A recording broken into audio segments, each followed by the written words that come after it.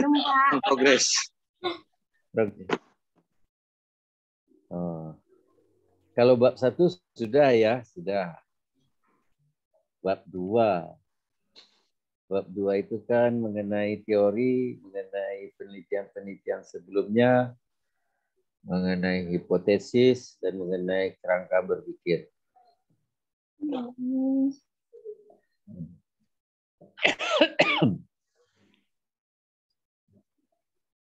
Gimana? Menurut Bapak Ibu gimana? Bisa sampai ke bab 2?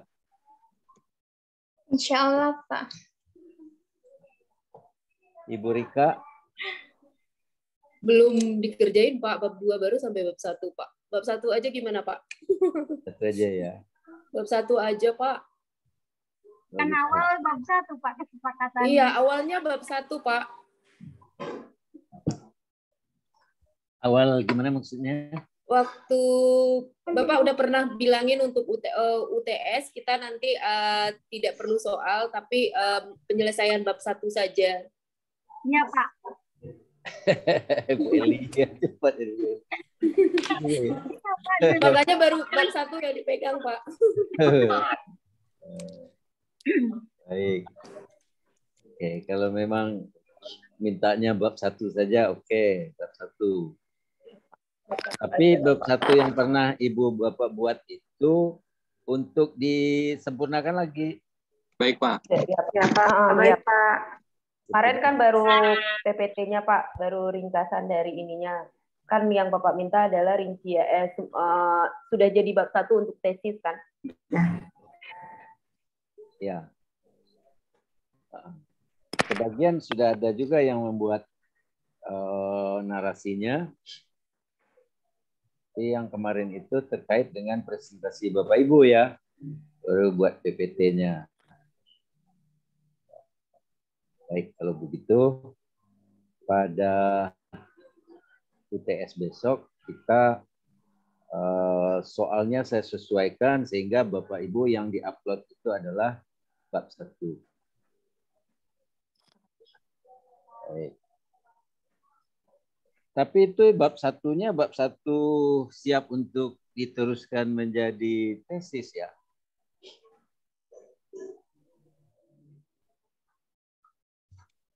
Ya, Bu Rika. Oh, beda-beda sih, Pak. Kan nanti yang semester 3 kan konsentrasi ya, kalau nggak salah. Ya, tapi kami sih upayakan kalau memang itu bisa masuk sesuai judul dan bisa diterima, alhamdulillah, Pak. Yang dibuat nggak sesuai dengan konsentrasi? Enggak juga, kan kita ada konsentrasi beberapa aja sih, Pak. Bisa jadi kan nanti di semester berikutnya kita ada yang berubah haluan gitu. Boleh. Tapi kami tetap upayakan sih, Pak, itu bisa jadi judul nanti buat karya tesis selanjutnya. Ya. Oke. Baik. Jadi bab 1 ya. Mudah-mudahan bisa Bapak jadikan langsung menjadi tesis. Ya, nggak perlu 2 kali kerja lagi. Tinggal meneruskan saja.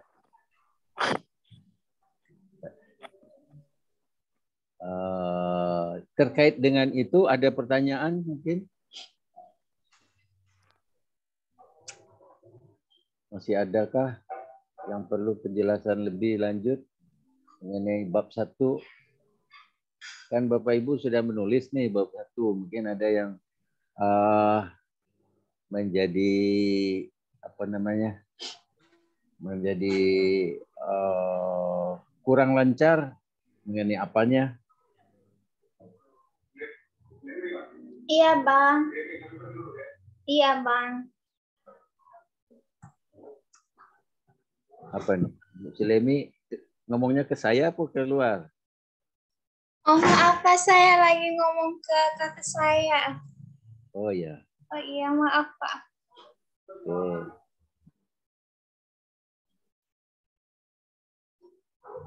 Baik, bab 1 adakah pertanyaan dari Bapak Ibu mengenai bab 1? Cukup?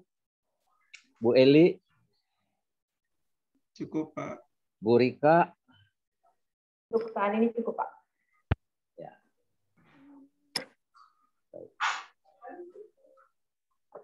Pak Muhammad Faisal. Cukup, Pak. Untuk Pak Irudin.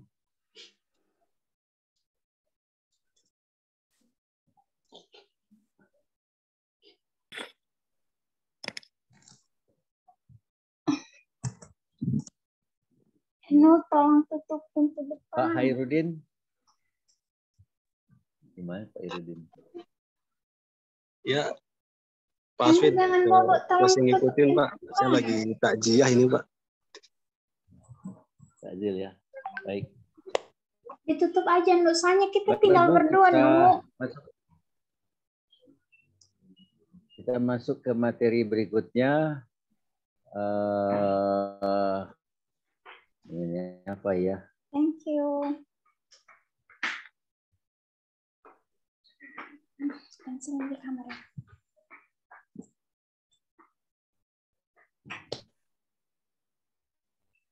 Ya Allah.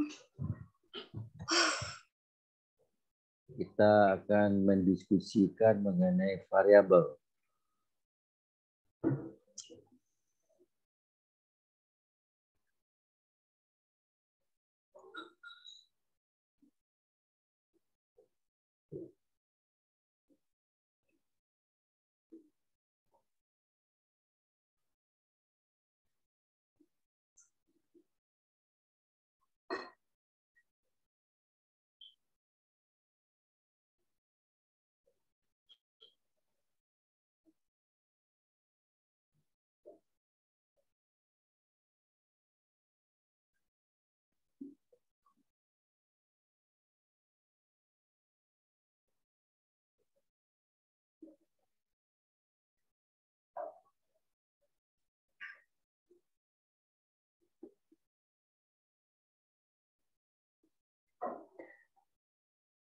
Bisa kelihatan Bapak Ibu?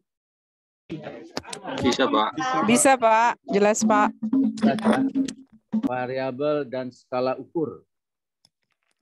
Ya, jadi Bapak Ibu kalau mau menulis tesis, Bapak Ibu akan berhadapan dengan persoalan variabel dan persoalan skala ukur. Kita akan mendiskusikannya sekarang. Nah, kita dalam melakukan riset, kita pertama kali akan melihat suatu fenomena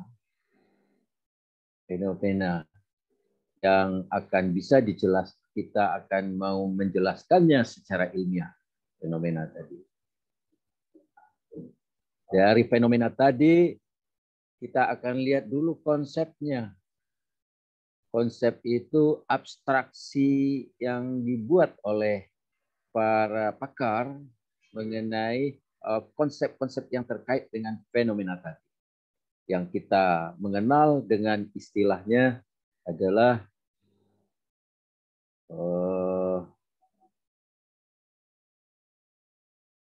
variabel. Variabel.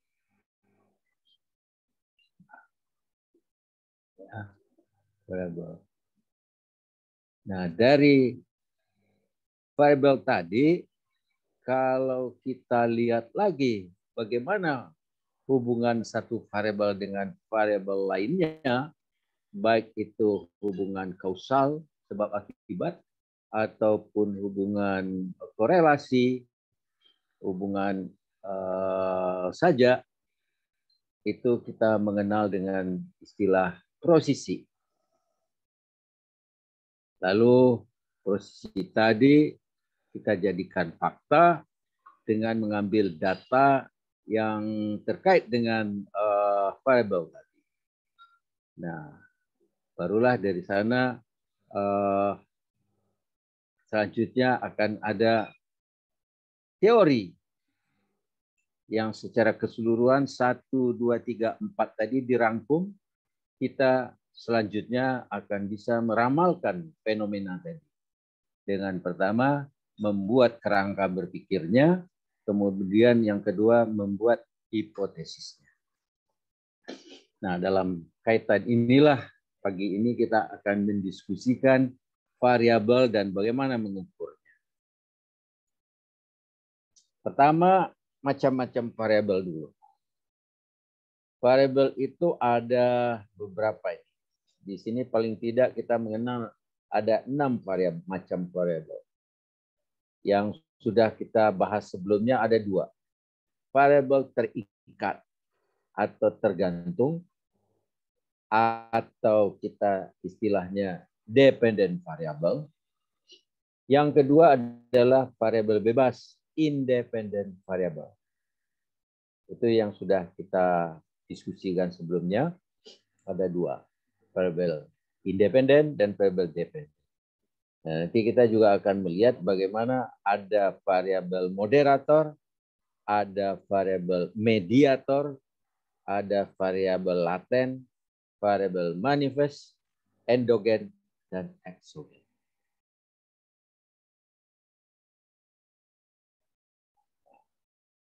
Ini yang sudah kita diskusikan sebelumnya, bahwa ada variabel terikat yang lambangnya itu adalah Y. Dalam hal ini adalah kualitas pelayanan jasa. Lambangnya Y. Variabel terikat. Dependent variable. Ini kebetulan bidangnya SDM ya. Kita melihat mana yang variabel bebas, mana yang variabel terikat, mana yang dependent variable, mana yang independent. Variabel bebas atau independent variable di sini ada 3. X1 intelijensi, X2 kematangan emosi, X3 kematangan sosial yang akan mempengaruhi baik atau tidaknya kualitas pelayanan jasa.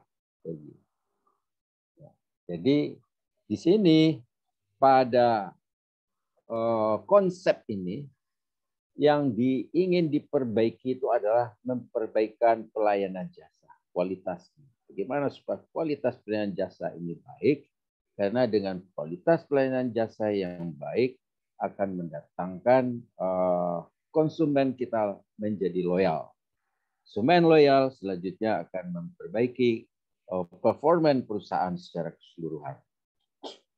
Konsepnya di sana. Nah, jadi kalau pada bab 1 itu diawali dengan penetapan Y-nya. Kualitas pelayanan jasa. Kita cerita mengenai Y dulu. Bahwa kondisi kualitas pelayanan jasa perlu perbaikan. Kenapa? Apa pentingnya? Itu caranya di latar belakang.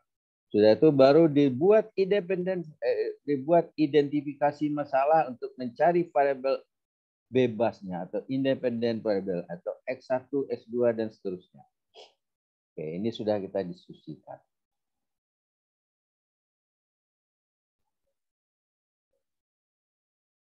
Kalau ini masih terkait dengan variabel bebas dan variabel tergantung, variabel X dan variabel Y, di sini Y-nya 1, yaitu intervensi asing langsung, Y. Jadi itu adalah dependent variable. Bagaimana meningkatkan investasi asing langsung? Nah, caranya dengan melakukan perbaikan-perbaikan terhadap independent variabelnya. Nah, apa itu independent variabelnya? Pertama, X1-nya pertumbuhan ekonomi, prediksinya begitu. Yang kedua, nilai tukar, X2. Ketiga, jumlah ekspor, X3. Yang keempat, tingkat suku bunga domestik, S4. Jadi ini bidang ekonomi mencantumkan variabel yang akan diteliti dengan kerangka berpikirnya seperti ini. Jadi ini yang model-model begini namanya kerangka berpikir. yang memperlihatkan bagaimana hubungan satu variabel dengan variabel lain berdasarkan teori. Sehingga bab 2 itu isi awalnya itu adalah teori, isi yang keduanya mengenai penelitian sebelumnya, di mana teori dan penelitian sebelumnya bicaranya mengenai variabel-variabel ini. Kita bicaranya hanya 4 atau 5 variabel ini saja. 1Y, yaitu investasi asing langsung. Kemudian 4X. X1, S2, S3, S4.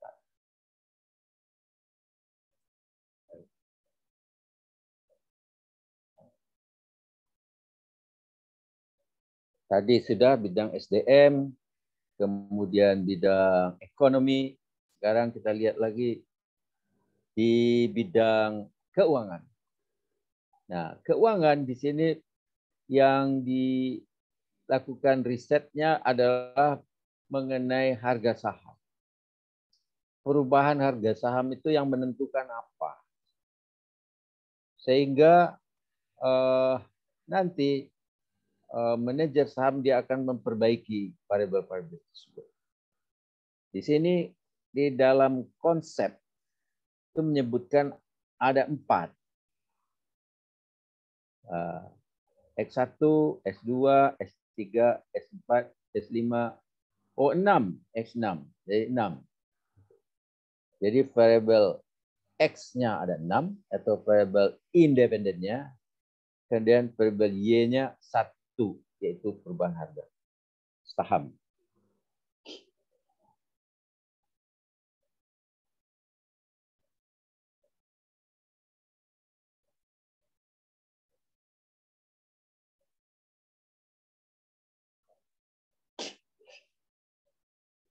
Suara saya bisa terdengar jelas, Bu Ernika? Jelas, Pak. Jelas. Ya. Kalau gambarnya kelihatan jelas kah? Kelihatan, Pak. Jelas. Jelas ya. Nah, Iya, Pak. sekarang kita mau lihat kalau dua model tadi itu kita sudah pernah diskusikan. Nah, kita mau melihat model lain. Model lain itu ada variabel yang disebut dengan moderator variabel. Nah, posisinya seperti ini. Variabel bebasnya adalah pengurangan hari kerja, X-nya. Variabel terikatnya ialah produktivitas kerja atau Y. Sehingga pengurangan hari kerja akan mempengaruhi produktivitas kerja. Ini konsepnya. Tapi ini juga tergantung dari berapa usia tenaga kerjanya. Nah, panahnya itu di bawah sini. Jadi pengurangan hari kerja akan mempengaruhi produktivitas kerja tergantung dari usia tenaga kerja. Nah, sehingga modelnya seperti ini. Usia tenaga kerja itu disebut variabel moderator.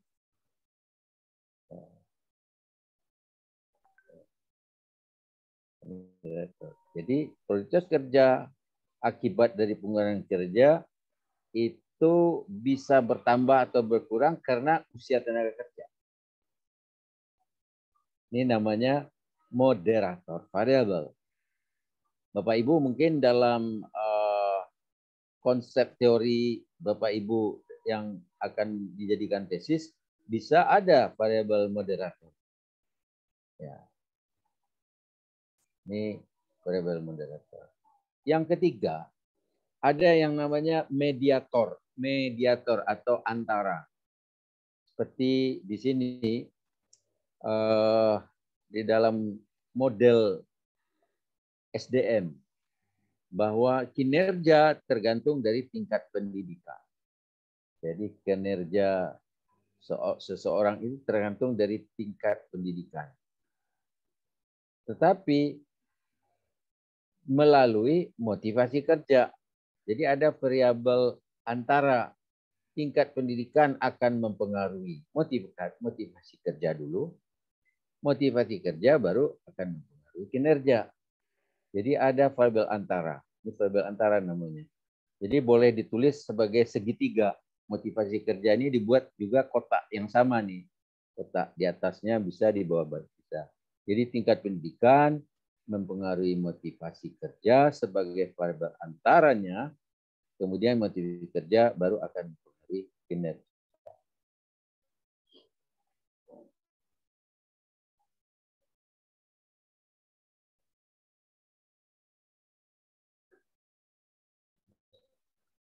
Nah, selanjutnya kita mengenal nanti ada variabel laten, ada variabel manifest. Apa itu variabel laten dan apa itu variabel manifest? Kalau ada variabel yang tidak dapat diukur secara langsung, sehingga memerlukan indikator sebagai proksinya, maka itu kita sebut dengan variabel laten. Contohnya di dalam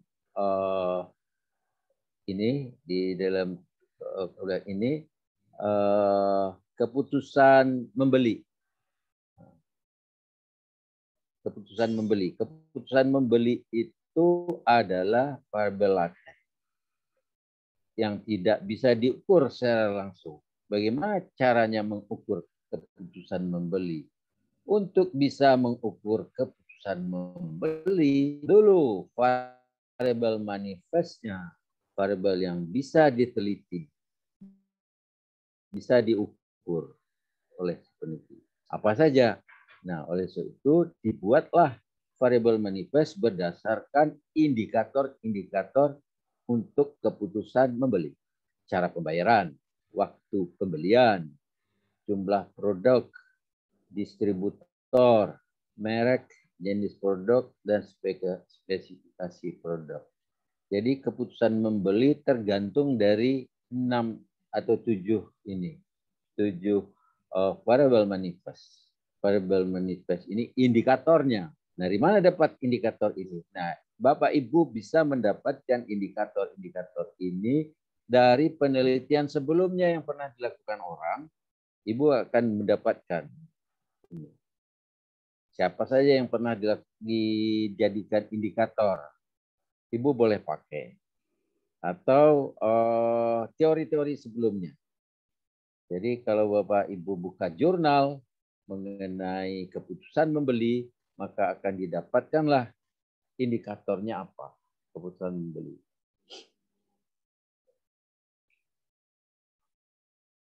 Jadi di sini ada variabel laten, ada variabel manifest. Variabel laten yang bisa diukur langsung, tidak bisa diukur langsung, memerlukan variabel manifest, yaitu indikator yang bisa diukur secara langsung oleh peneliti. Baik.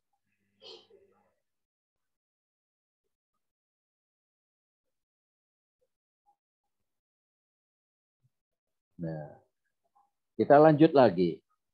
Ada lagi variabel endogen, yaitu variabel yang dipengaruhi oleh variabel lain. Di sini ada bauran promosi, ada keputusan membeli, di mana variabel endogen bauran promosi ini dipengaruhi oleh 4 hal sebagai indikatornya: hubungan masyarakat,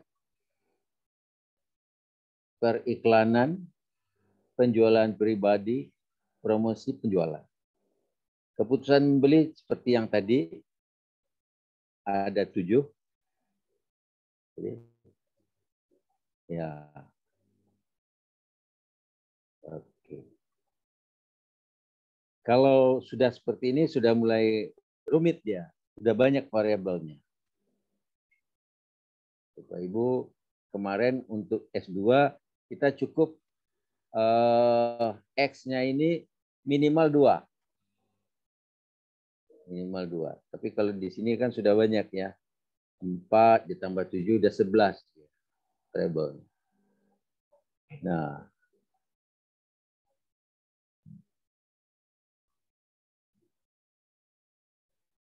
Nah, ini hubungan antar variabel yang lebih rumit lagi. konsepnya sudah, konsep kerangkanya sudah menggunakan Y-nya itu ada 2, Y1, Y2. Dilihat di bawah ada warna merah itu. Ada Y1, Y2-nya.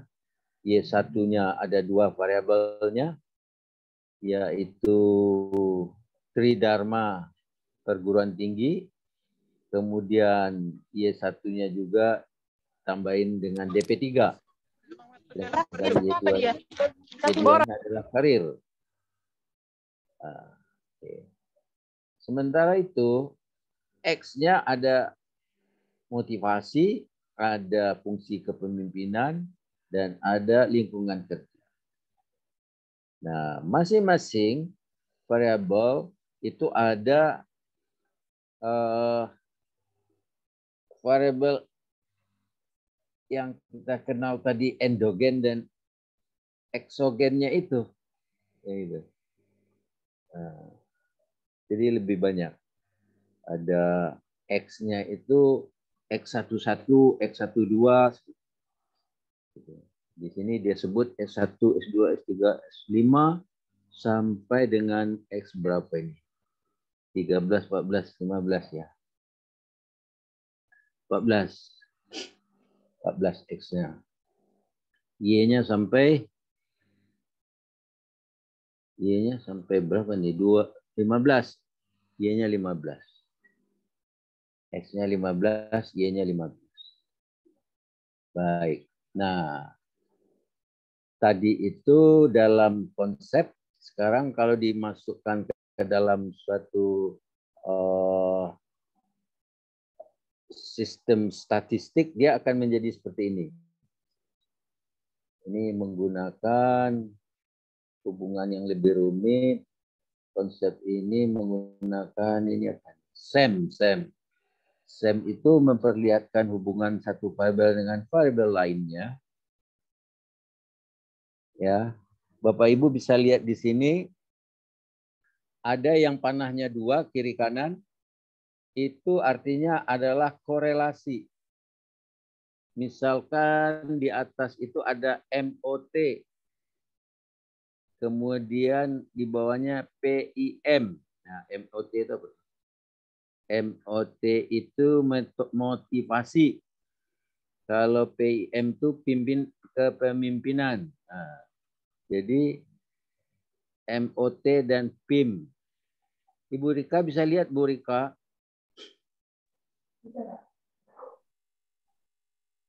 Bisa MOT udah kelihatan, Bu ya? Bisa ada? Kelihatan nggak, Bu, MOT? Kelihatan, Pak. Kelihatan ya? X1 sampai MOT itu X1-nya motivasi. PIM itu kepemimpinan. Nah, itu MOT dengan PIM panahnya 2.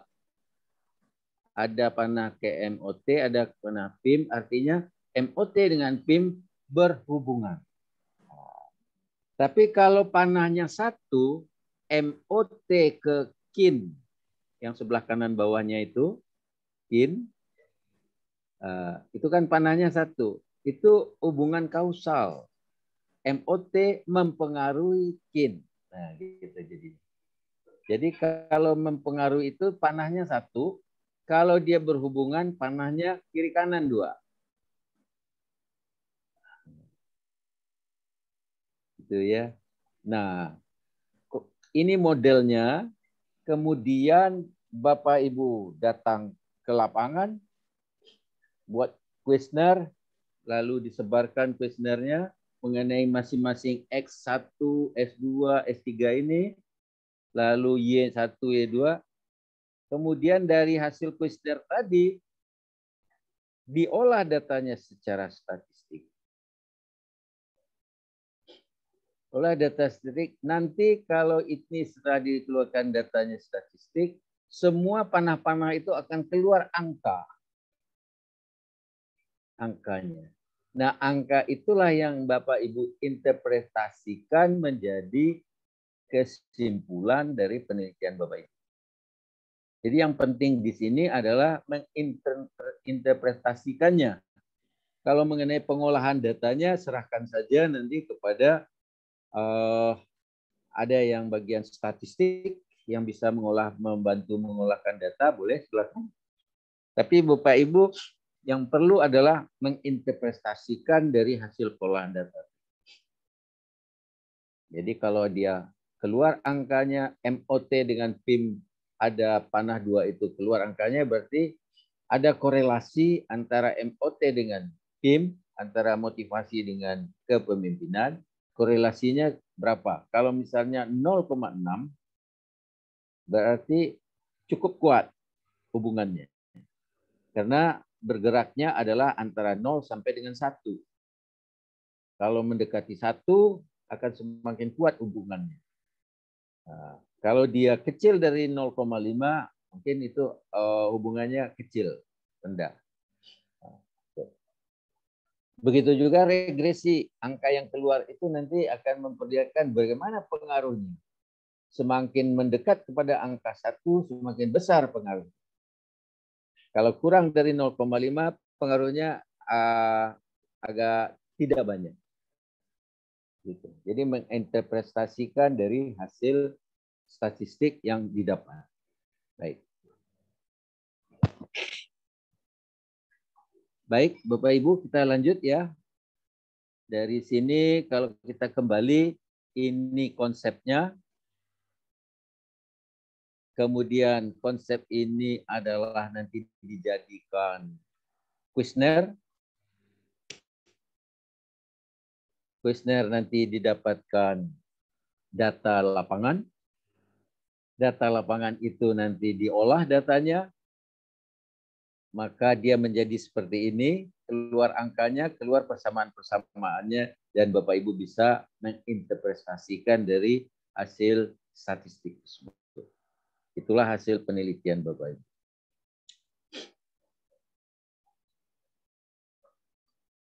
Kemudian skala ukur.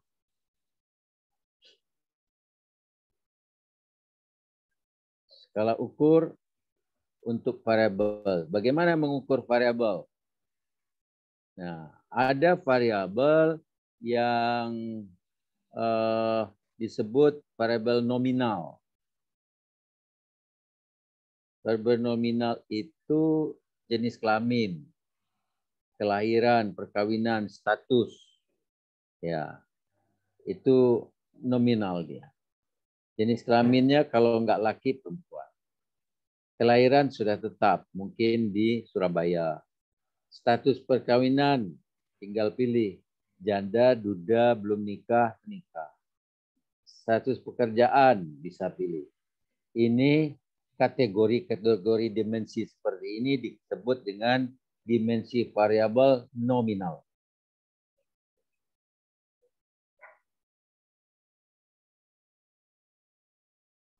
Jadi, hakikatnya tidak dapat diberi nilai berdasarkan dimensi itu.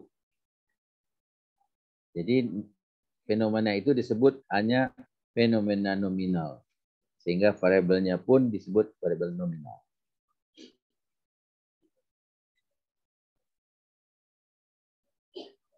Nah, sehingga ketika mengumpulkan data variabel nominal tadi, Ibu akan bisa mendapatkan dari misalkan 240 orang.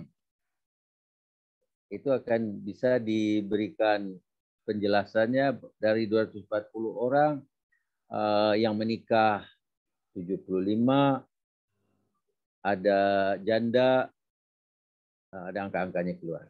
Lalu dipersentasekan. Sehingga bisa terlihat persentase dari status-status tadi. Begitu juga agama, dari 395 orang misalkan, nanti bisa kelihatan agama mana yang paling banyak, sebenarnya yang sedikit. Jadi dimensinya bersifat terpisah, tidak bertingkat, tidak dapat dibagi. Ya. Itu dimensi variabel nominal.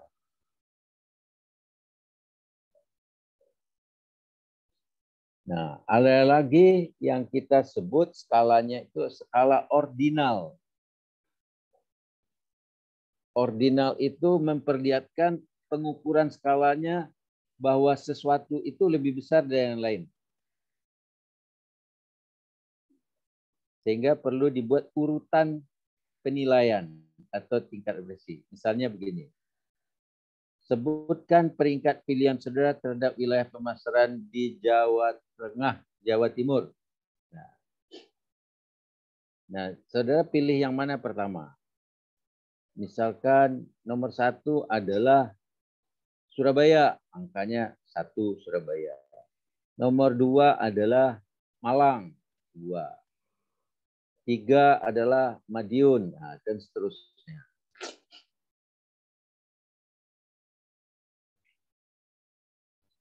Itu adalah ordinal. Ada lagi interval. Nah, Bapak Ibu akan banyak menggunakan skala-skala interval ini. Jadi menyatakan peringkat jarak dari satu konstruk variabel yang diukur. Jaraknya itu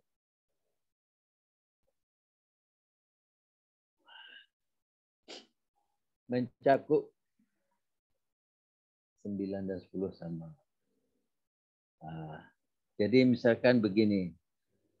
Skala Likert ini yang kita kenal sering itu adalah skala Likert. Likert itu ada 5 titik. Bisa 7, bisa lebih, tapi minimal 5. Di sini pilihan yang 5 itu adalah sangat setuju, setuju, netral, tidak setuju, dan sangat tidak setuju. Tinggal isi. Kalau di sini misalkan pertanyaannya, menurut saya sistem pengembangan karir di perusahaan ini sudah sesuai dengan yang saya harapkan. Setuju nggak, saudara? Tinggal pilih di sini. Respondennya akan menjawab, oh, sangat setuju. Atau juga bisa tidak setuju. Tinggal pilihannya diberikan. Nah, yang penting di sini ialah pertanyaannya itu valid, bisa mengukur, dan reliable, konsisten.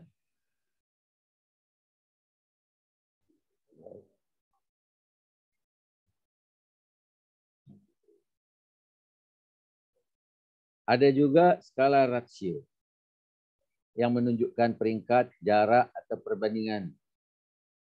Pada nilai skala rasio, angka mutlak itu 10, ada 2. Ya. Jadi yang tadi itu diberi nilai sangat setuju, misalkan nilainya 5. Interval. Setuju 4, netral 3, tidak setuju 2, jangan tidak setuju 1. Jadi jawaban dari responden kita berdasarkan nilai itulah dilakukan analisis statistik.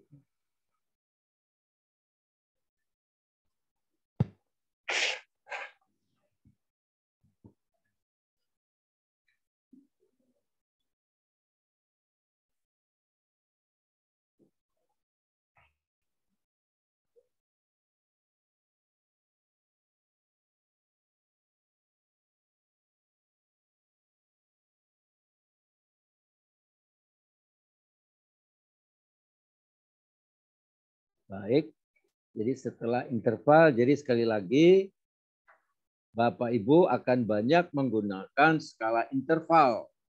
Kalau yang dianalisis itu ialah hubungan atau regresi sebab akibat. Ya, jadi akan menggunakan pertanyaan-pertanyaannya dengan menggunakan skala Likert. Skala Likert ini minimal 5, boleh 7. Nah, selanjutnya adalah rasio.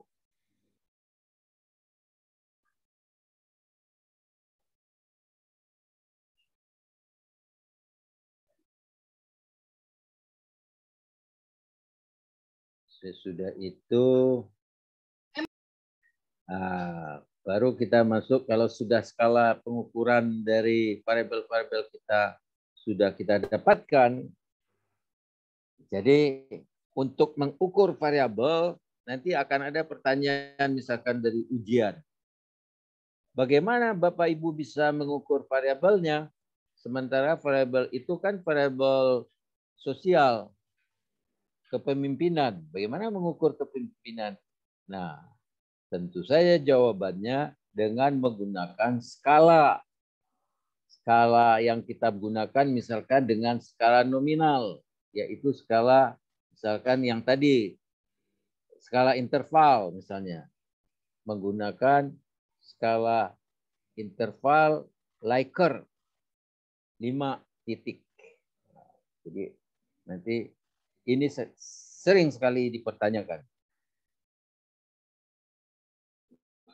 Sekarang bagaimana sebelum kita masuk ke instrumen penelitian, mungkin dalam pengukuran variabel ada yang Ibu Bapak tanyakan?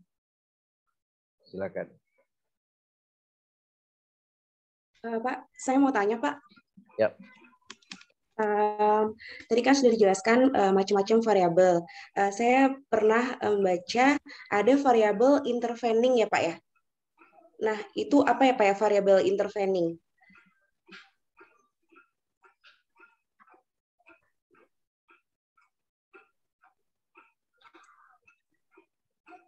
Berarti kita balik dulu ya ke macam-macam variabel ya.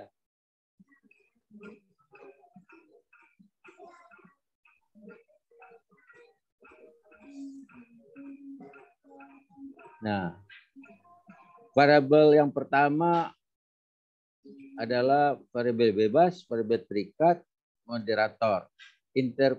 Intervening itu sama dengan moderator ini. Siapa tadi? Bu Wahyuni ya? Iya, Pak, betul. Ya. Oh, berarti sama kayak variabel moderator ya, Pak ya, moderasi ya, Pak? Moderasi ya. Kalau ini variabel antara, variabel mediator. Jadi dia menjadi satu kotak lagi, sehingga pendidikan itu tidak langsung mempengaruhi kinerja, tapi dia melalui motivasi kerja. Ketika pendidikan mempengaruhi motivasi kerja baru mempengaruhi kinerja. Nah, nanti di dalam konsepnya juga begitu. Ada panahnya melalui motivasi kerja dulu baru ke kinerja. Kalau moderator seperti ini bawah.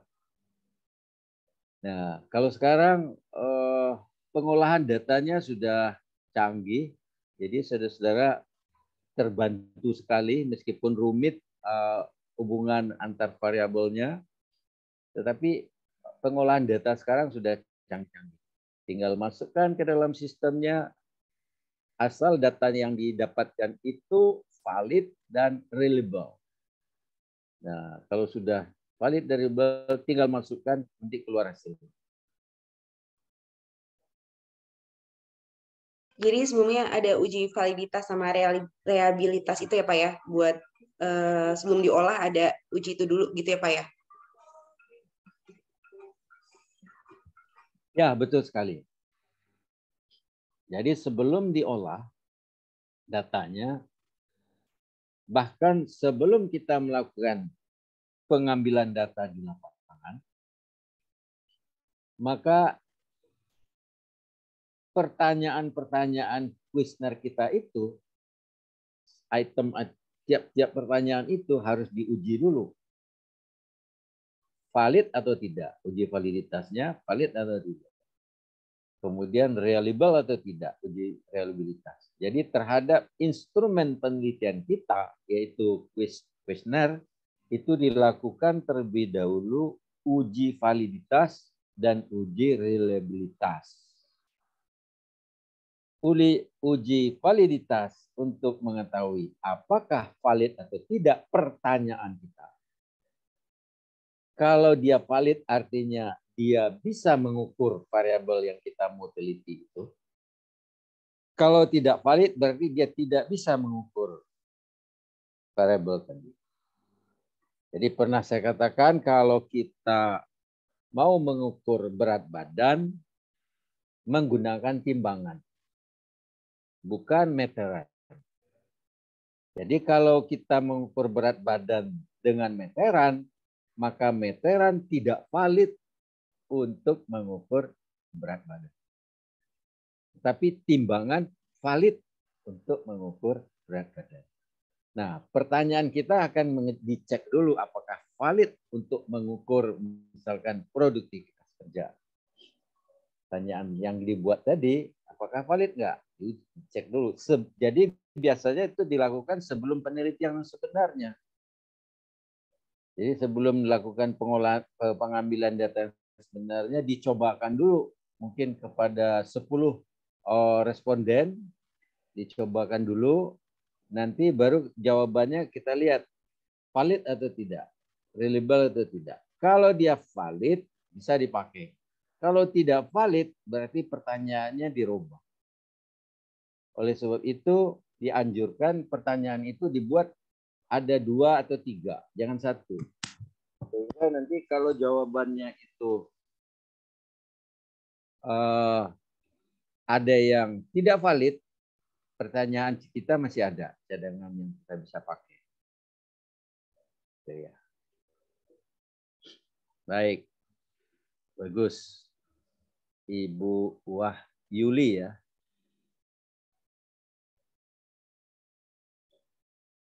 Baik, silakan Bapak Ibu lain. Sebelum kita lanjut. Izin bertanya, Pak. Siapa nih? Pak Nofri. Nofriandi, Pak. Itu Pak yang uji uji validitas sama realitas itu berarti buat data enggak semua data penelitian ya Pak. Berarti cuma sebagian data awal aja ya Pak. Data. Di uji validitas dan uji reliabilitas. Nah, atau saya coba lihat ya. Pertanyaannya bagus nih, Pak Nofriandi. Apakah diterapkan kepada semua penelitian? Ya. Nah, misalkan seperti ini, keputusan membeli. Ya, Pak. Ini keputusan membeli ini kan variabel. Terus yang lainnya ini adalah indikatornya. Ya. Kita bisa mengukur keputusan membeli dengan cara mengukur indikatornya dulu. Sebab secara langsung keputusan membeli nggak bisa diukur. Nah, itulah sebabnya saudara dianjurkan untuk melihat penelitian-penelitian orang sebelumnya, dia menggunakan indikator apa, atau teori-teori sebelumnya, sebuah variabel itu indikatornya apa. Nah, indikator inilah yang dijadikan pertanyaan. Nah, pertanyaannya itu nanti dicek. Misalkan pertanyaan mengenai waktu pembelian, misalnya di sini. Waktu pembelian. Waktu pembelian ini dibuatlah kuesionernya. Nah, kuesioner yang kita buat itu, apakah betul bisa mengukur waktu pembelian? Selanjutnya dianggap bisa mewakili keputusan membeli. Itu diuji cobakan dulu kepada misalkan 10 orang responden dulu. Responden kita yang sampel yang kita mau ukur itu misalkan ada 150 orang. Nah, kita cobakan dulu misalkan ke 10 orang saja. Nah, 10 orang itu menjawab dari kuesioner yang semua kuesioner yang kita sajikan.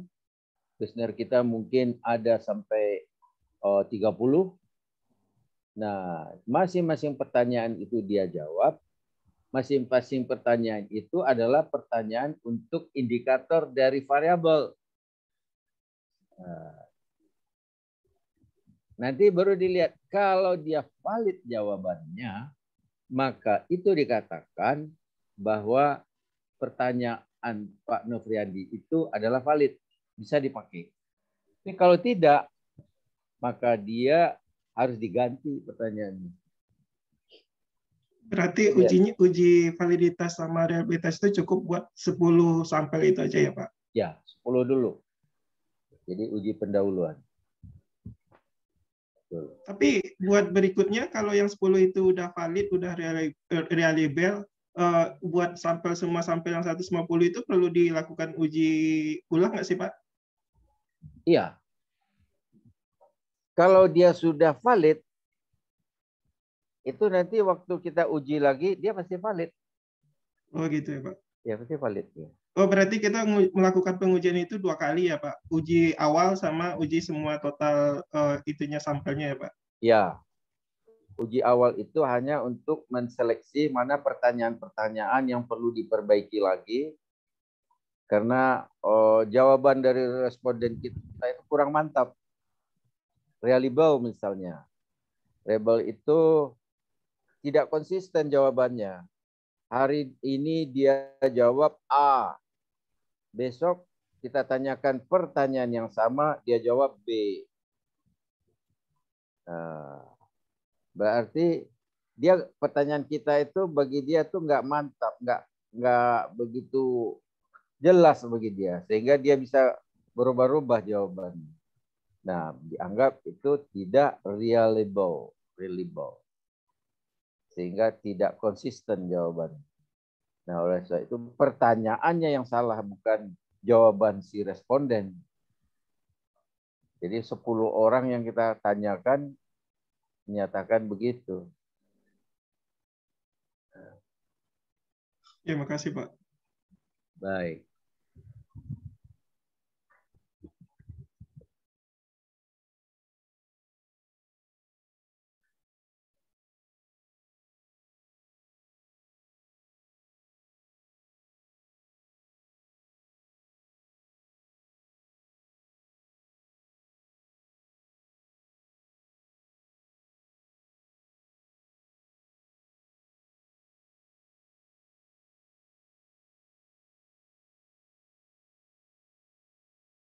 Ada pertanyaan lain? Izin Pak, saya mau bertanya Pak. Silakan, Bu Dewi ya. Ya. Jadi tadi mengenai waktu ya Pak. Untuk waktu itu bukan ke penetapan kuesionernya atau pembuatan kuesionernya, itu sudah ada angkanya ya Pak ya. Sudah ada angkanya, misalkan pembelian dilakukan pada pukul 18.00, pembelian dilakukan pada pukul 17 seperti itu Pak ya. Kemudian akan mempengaruhi pada keputusan pembelian. Jadi pada saat konsumen belanja itu paling banyak pada saat pulang kerja, misalkan pukul 18.00, ternyata lebih banyak pada pukul 18.00 Pak. Itu di variabel pertama. Kemudian di variabel keduanya adalah mengenai promosi. Jadi variabelnya ini ada waktu pembelian dan promosi terhadap keputusan pembelian konsumen, seperti itu Pak. Kan ini pasti berbeda ya Pak ya, variabel 1 dan variabel 2. Kalau di variabel 1 kan sudah ada angkanya dan sudah kuantitatif, sedangkan yang di promosi dan keputusan pembelian itu adalah termasuk variabel kualitatif yang dijadikan kuantitatif. Itu apakah menggunakan yang pertama itu menggunakan skala apa ya Pak ya? Yang pertama itu menggunakan skala apa? Kemudian yang kedua, apakah pada saat mengukur instrumennya itu apakah bisa langsung di validitas dan reliabilitas? Kemudian yang ketiga, untuk analisisnya apakah itu bisa langsung di regresi sederhana, kemudian bisa langsung ke regresi bergandanya Pak, seperti itu. Apa tidak ada penyamaan variabel dulu gitu Pak? Terima kasih Pak. Ya, ini bagus nih pertanyaan Bu Dewi. Oh.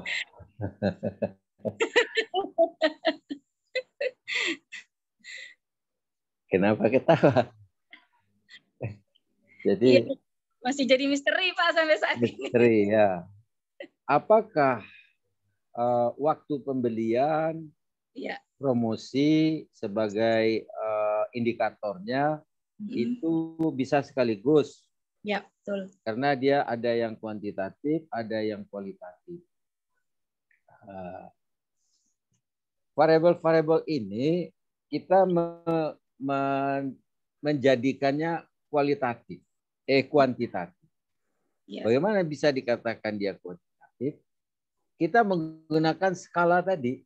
Itu skala itu ialah untuk menetapkan, mengkuantifisir daripada variabel. Nah, ini. Jadi dibuat skala. Skala Likert ini 5. Sangat setuju skornya adalah 5. Setuju skornya 4. Netral skornya 3. Tidak setuju 2. Sangat tidak setuju skornya 1. Jadi ini jawaban dari responden terhadap inilah skor inilah yang kita kuantitatifkan tadi. Kan mengenai promosi. Bagaimana kita mau mengukur promosi? Kan dia kualitatif. Kualitatif yang dikuantitatifkan dengan memberikan pertanyaan sehingga jawabannya itu kita berdasarkan skor. Skor itu dia menjadi kuantitatif jadinya. Meskipun promosi itu awalnya adalah kualitatif. Tapi jawaban dia dikuantifikasir. Nah, jawaban yang ini nanti kan dari semua responden kita gabung. Kita buat tabel digabung, kemudian diolah. Gabungan dari responden itulah yang nanti menghasilkan bagaimana responden kita secara general sebenarnya. Jadi bukan per individu. Sudah inilah, misalkan Ibu punya produk X. Ibu apa produknya yang mau dilihat? Rencananya saya mau di pabrik keramik Pak, cuman belum keramik misalnya. Nanti Ibu akan bisa mendapatkan konsumen-konsumen keramik oleh perusahaan Ibu. Karakteristiknya sebenarnya seperti itu. Jadi tidak melihat individu, melihatnya adalah karakteristik daripada pelanggan Ibu. Yang mana yang Ibu mau perbaiki, nanti di sana. Promosinya mau diperbaiki seperti apa, waktu pembeliannya nanti Ibu lihat seperti apa yang bagus, juga begitu. Nah, waktu pembelian pun juga dikuantifikasi seperti ini aja. Dibuat pertanyaannya itu. Ya. Nah, satu itu. Kemudian yang kedua, lalu bagaimana menganalisisnya? Apakah perlu parsial dulu, kemudian baru dilakukan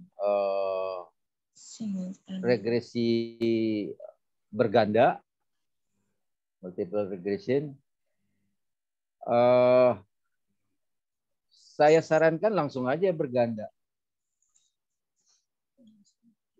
Regresi multiple regression, sehingga Ibu akan bisa membandingkan antara variabel satu dengan variabel lainnya, mana sebetulnya yang berperan besar untuk meningkatkan pembelian.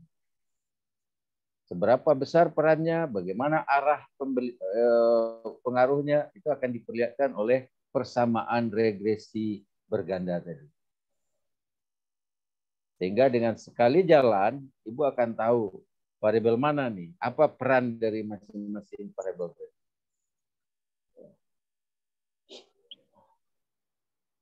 Apalagi ada pertanyaan yang belum saya jawab? Udah ya.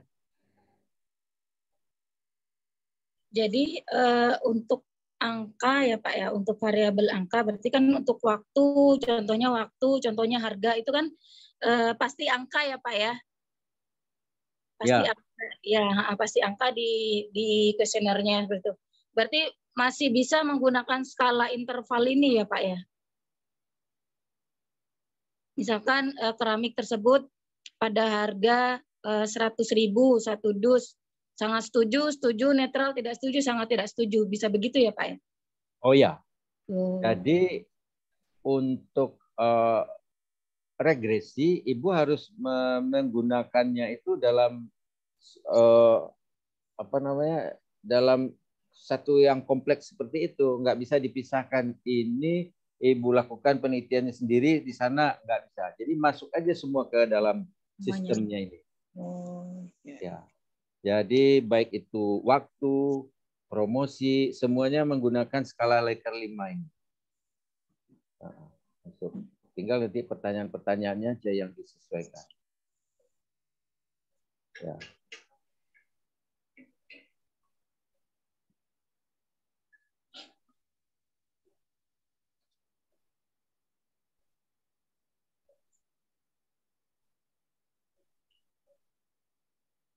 Gitu ya, Bu Dewi. Ya Pak, terima kasih Pak Aswin. Ya. Silakan Bapak Ibu lain. Kalau tidak, kita lanjut ke instrumen penelitian. Nah, pertanyaan-pertanyaan dari sebelumnya ini, Bu Dewi, Pak Nopriandi, dan lain-lain tadi, sebenarnya kaitannya kepada ini, instrumen penelitian. Alat yang digunakan untuk mengukur fenomena alam atau fenomena sosial. Kenapa? Karena kalau dilakukan pengukuran langsung tidak bisa. Nah, terus bagaimana caranya? Caranya dilakukan menggunakan instrumen penelitian. Instrumen penelitian itu lebih dikenal dengan kuesioner atau daftar pertanyaan. Jadi dibuatlah, dilihat dulu teorinya, kita dapatkan apa itu variabel yang kita mau lakukan, risetnya. Dari variabel tadi kita akan dapatkan dimensi dari masing-masing variabel. Dari masing-masing dimensi akan tahu indikatornya. Nah, dari indikator inilah dibuat instrumen penelitian atau pertanyaan penelitian. Ya. Jadi tujuan kita adalah untuk membuat pertanyaan atau kuesioner atau instrumen penelitian. Dari mana? Dari indikator. Indikator dapat dari mana? Dari dimensi. Dimensi itu dimensi apa? Dimensi variabel. Dari mana masing-masing itu? Dari teori. Untuk memudahkan, lihatlah penelitian orang sebelumnya mengenai variabel yang kita mau teliti. Mungkin dia sudah menggunakan pertanyaan. Nah, pertanyaannya itu kita bisa pakai. Pertanyaan yang dia lakukan tadi. Oke. Bagaimana caranya menyusun? Pertama, variabel dulu. Jadi ketika Bapak Ibu sudah ada tujuan penelitian, sudah ada rumusan penelitian, di sana kelihatan variabel apa yang mau dilakukan penelitian. Sudah itu yang kedua, definisikan dulu variabel tersebut berdasarkan pendapat pakar. Lalu dapatkan dimensinya, dapatkan indikatornya. Nah, dari indikator inilah diformulasikan daftar pertanyaan atau pernyataan sebagai instrumen berupa kuesioner. Contohnya begini.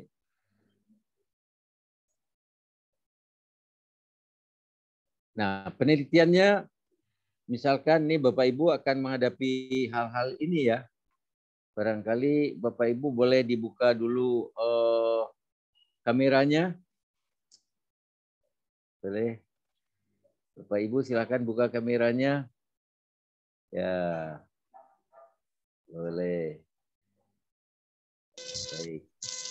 Nah, Bapak Ibu akan menghadapi hal ini yang akan nanti dipertanyakan pada waktu ujian nih seperti ini.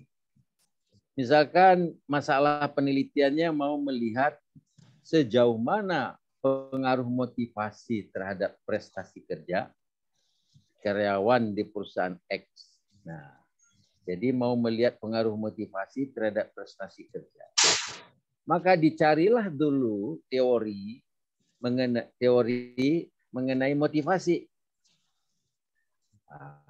Dari teorinya Terry 1997 menyatakan bahwa motivasi itu adalah keinginan yang terdapat pada seorang individu yang merangsangnya untuk melakukan suatu tindakan.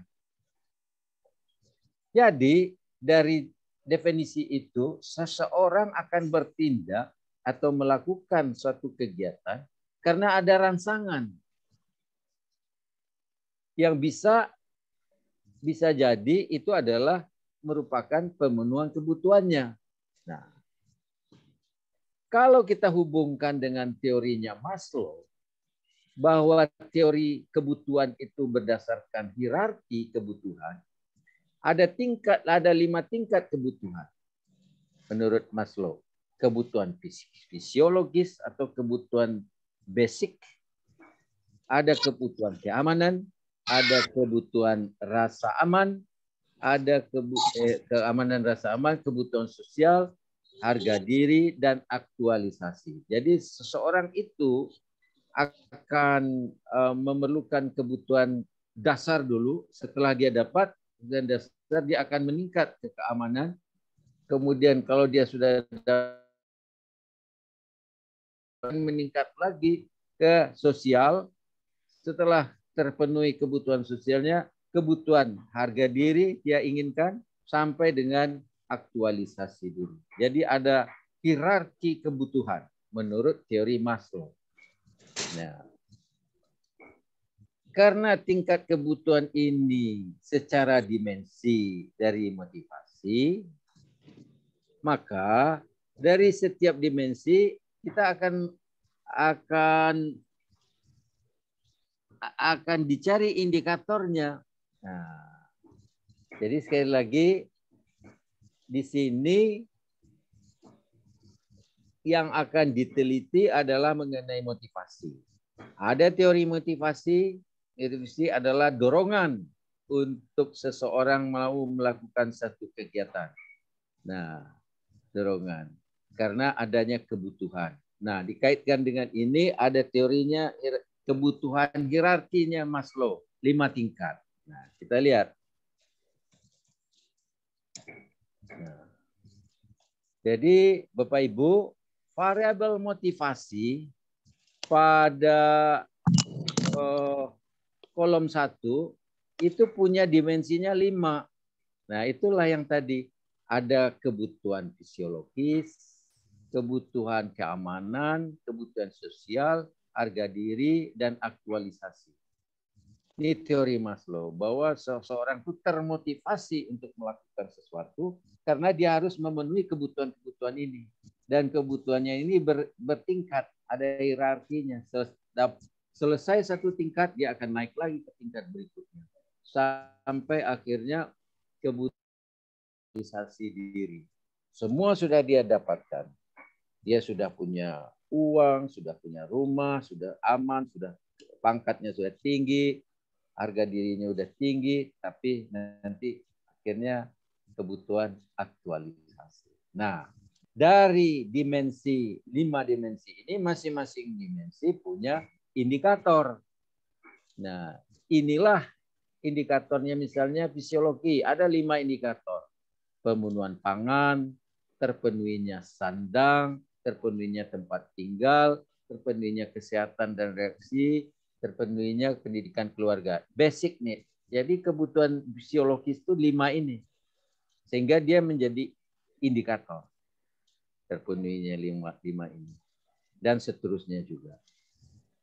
Nah, dari sini dibuatlah pertanyaan.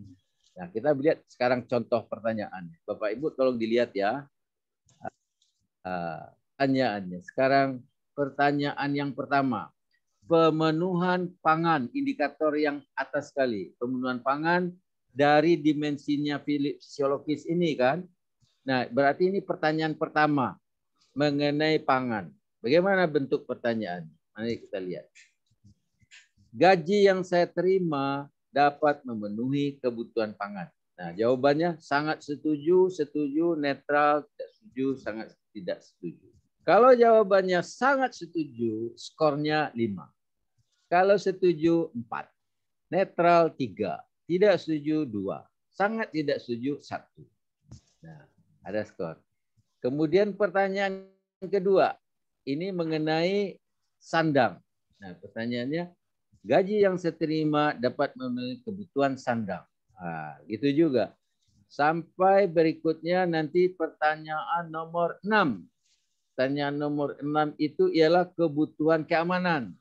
Rasa yang F itu, rasa aman dari pemutusan hubungan kerja. Nah, seorang itu memenuhi kebutuhan amannya itu, dia aman dari pemutusan hubungan kerja, misalnya. Nah, maka pertanyaan F nomor 6, pertanyaannya adalah, saya merasa di perusahaan ini tidak akan terjadi pemutusan hubungan kerja. Pertanyaan nomor 6. Begitu seterusnya sampai semua pertanyaan ini dibuat kuesionernya. Nah, kuesionernya seperti ini. Ini ada 6.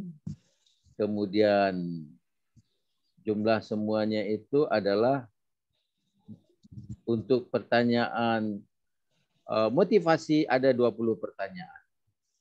20 pertanyaan.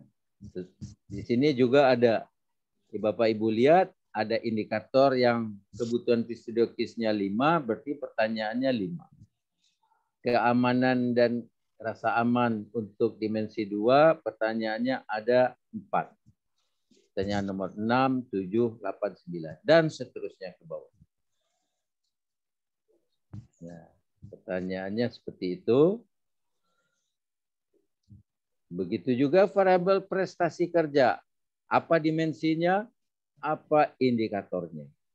Nah, dari indikator ini dibuat instrumen atau pertanyaannya. Misalkan sekarang prestasi kerja. Dimensinya mutu hasil kerja. Ada 3, ketelitian, kerapian, ketuntasan.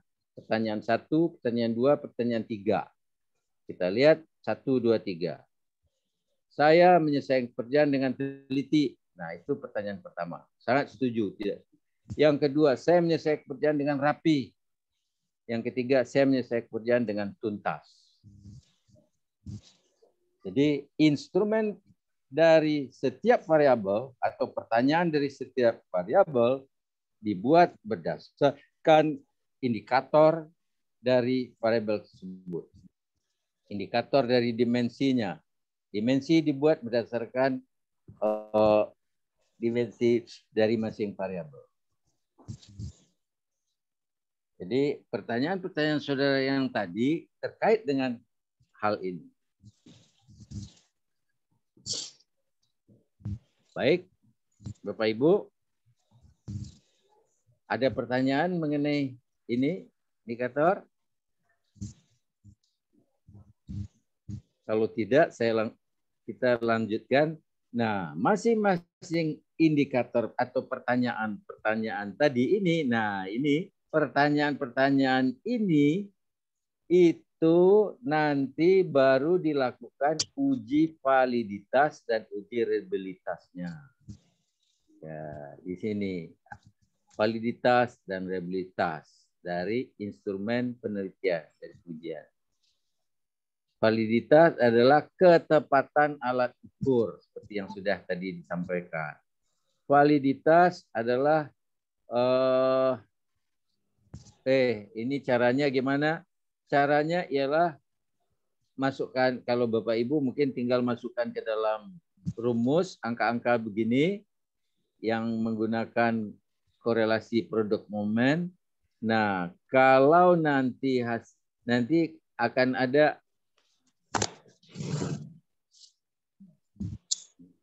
jika R hasil perhitungan lebih besar dari L dalam tabel, maka dia dianggap pertanyaan tadi itu valid. Nah, jadi ini valid ini tinggal melihat R-nya. R-nya lebih besar dari R tabel. Biasanya nanti itu si yang bantu ngolahin datanya udah tahu mana yang valid. Begitu juga diuji reliabilitasnya, konsistensi dari pertanyaan tadi. Kalau jawabannya tetap itu saja, hari ini ditanya jawabannya misalkan merah, besok ditanya dia jawabnya tetap merah, berarti instrumen kita memang betul reliable. Nah, cara mencarinya menggunakan rumus, nanti akan keluar kesimpulannya pertanyaan ini valid, pertanyaan ini tidak valid. Kemudian instrumen ini reliable, tidak reliable, ini akan ada. Tinggal masukin ke rumus. Oke. Baik, Bapak Ibu.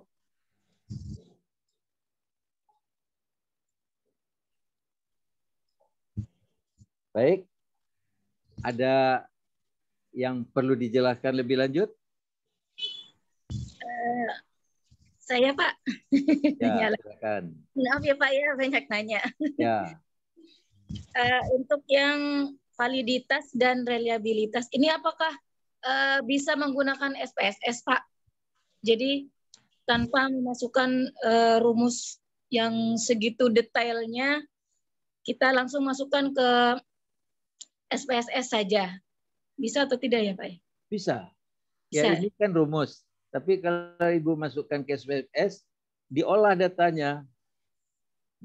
Tapi rumusnya itu, SPSS menggunakan rumus itu. Jadi nanti di dalam tesis, tinggal mencantumkan rumusnya ini, nanti keluar hasilnya melalui pengolahan data oleh SPSS, datanya itu yang Ibu pakai. SPSS menggunakan rumus ini juga. Ya, cuma sudah diolah, betul itu. Nah, Romai, rumus ini Ibu kan tinggal melihat R-nya itu, koefisien rekorelasinya. Nah, Ibu yang penting itu bagaimana kalau keluar angkanya, angka itu menyatakan valid atau tidak, reliable atau tidak. Nah, biasanya akan langsung keluar di SPSS itu. Kita masukkan pertanyaan 20, kita cek. 20-nya nanti akan keluar. Pertanyaan nomor 1 valid, nomor kedua valid, 3 valid. Paling nanti ada beberapa tidak valid. Ya. Diganti ya, Pak ya. Kalau tidak valid kita ganti ya pertanyaannya. Ganti. Ya. Baik. Ya, makasih Pak. Ya. Silakan yang lain.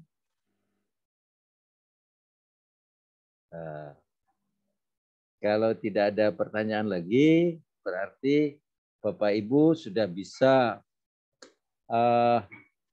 memahami bagaimana mengukur sebuah variabel sosial.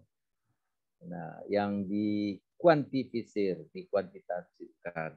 Lalu juga bisa membuat instrumennya atau pertanyaannya. Kemudian juga dari pertanyaan tadi Ibu juga bisa tahu apakah valid atau tidak, reliable atau tidak. Hanya pertanyaan-pertanyaan yang valid dan reliable yang kita pakai untuk penelitian yang sebenarnya. Jadi sebelum penelitian sebenarnya dilakukanlah dahulu penelitian yang mencek apakah valid atau tidak, reliable atau tidak pertanyaan tadi. Pertanyaan-pertanyaan itu dibuat berdasarkan teori, berdasarkan penelitian yang sebelumnya dilakukan oleh orang, oleh peneliti sebelumnya, di mana variabelnya sama dengan kita. Baik, kalau tidak ada pertanyaan lagi, tidak ada lagi, saya stop share ya. Kita ambil dulu gambarnya sama-sama.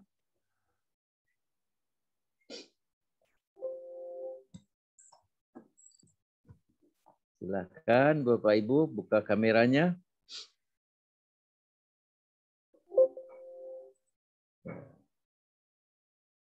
Kameranya.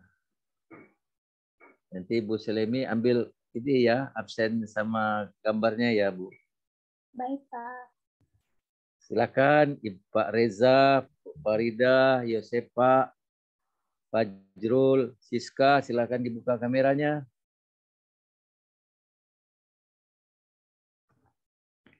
Ya.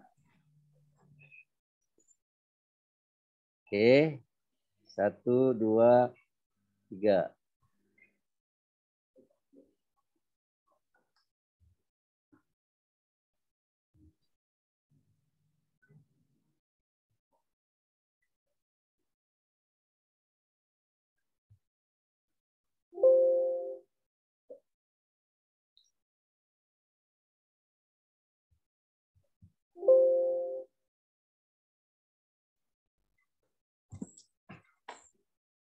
Udah, Bu Silemi? Udah, Pak. Sudah ya. Udah. Baik, Bapak Ibu, kita sampai di sini pertemuan siang hari ini mendiskusikan mengenai materi untuk instrumen penelitian. Sampai jumpa minggu depan untuk UTS. Jadi UTS Bapak Ibu sesuai dengan saran dari teman-teman awal tadi untuk menyiapkan bab 1. Pertanyaannya hanya bab 1 saja. Ya. Jadi siapkan bab 1, langsung nanti di-share. Bab 1-nya dibuat seperti siap untuk dijadikan bab 1 sebuah tesis. Ya. Ya, nggak usah bab 1 dalam bentuk PPT, sudah dalam bentuk narasi sesuai dengan tesis. Baik, Bapak Ibu, sampai di sini. Lebih kurang mohon maaf. Assalamualaikum warahmatullahi wabarakatuh. Waalaikumsalam warahmatullahi wabarakatuh. Pak. Baik, Pak. Makasih, Pak.